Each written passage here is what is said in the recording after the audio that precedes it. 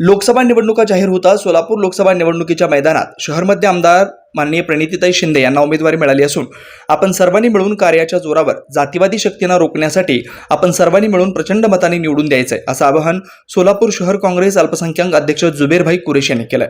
यावेळी सोलापूर शहर काँग्रेस अल्पसंख्याक अध्यक्ष जुबेरभाई कुरेशी, जिल्हाध्यक्ष वसीम पठाण व युवक अध्यक्ष नजीमभाई शेख यांच्या प्रमुख उपस्थितीत लोकसभा मतदारसंघ निहाय महत्त्वाची बैठक हैदरा तालुका अक्कलकोट येथे आयोजित केली होती। सदर कार्यक्रम हैदरा तालुका अक्कलकोट येथील अनेक मान्यवरांच्या उपस्थितीत संपन्न झाला।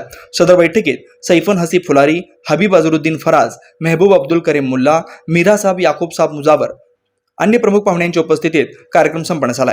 सदर बैठकीत जुबेरभाई कुरेशी, वसीमभाई पठाण, सैफन शेख व तेथील रहिवासी सैफन फुलारी यांनी लोकांसमोर आपले विचार व्यक्त केले।